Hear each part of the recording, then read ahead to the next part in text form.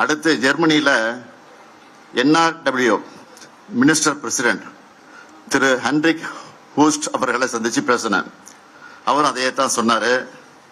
இப்படியான தொடர்புகளை ஏற்படுத்தவும் பார்ட்னர்ஷிப் உருவாக்கவும் தான் வெளிநாடுகளுக்கு முதலமைச்சரான நானே நேரில் போனேன். ஒரு மாநிலத்தோட தலைமை பொறுப்பில் இருக்கிறவர் இன்னொரு நாட்டோட மாநிலத்தில் தலைமை பொறுப்பில் இருக்கிறவரா அந்த பொறுப்பில் இருக்கிறவரை சந்திக்கும் போது பிசினஸை தாண்டி இந்த உறவு வலிமையாகுது. அதுதான் முக்கியம். அப்படித்தான் ஹென்ரிக் ஹூஸ்ட் இங்கிலாந்து அமைச்சர் திருமிகு கேத்ரின் வெஸ்ட் ஆகியோருடைய சந்திப்புகள்லாம் இருந்துச்சு. அதே போலதான் இங்க கேட்கிற அடுத்த கேள்வி பதில் என்னன்னா, ஏற்கனவே தமிழ்நாட்டில் நிறுவனங்கள் இருந்தாலும் அவங்க புதிய திட்டங்களை இங்கதான் தொடங்கணும், விரிவுபடுத்தணும்னு அவசியம் இல்லை.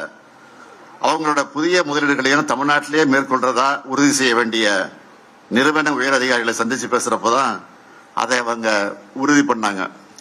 அதுக்காக இந்த மாதிரி பயணங்கள் தேவைப்படுது.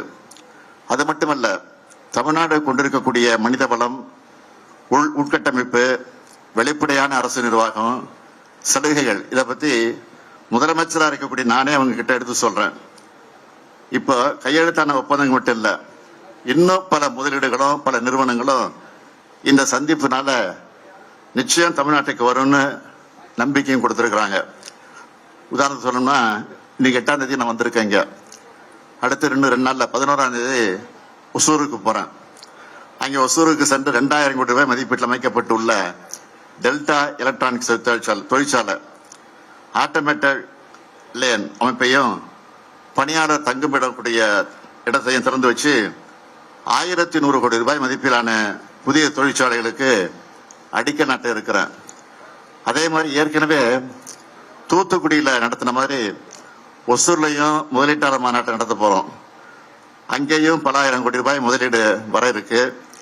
தொழில் முதலீடுகளை ஈர்க்கிறதுக்கான எங்களோட வெளிநாட்டு பயணங்களும் இங்க மேற்கொள்ளும் பயணங்களும் எப்பவும் நிற்காது. இது தொடரும்.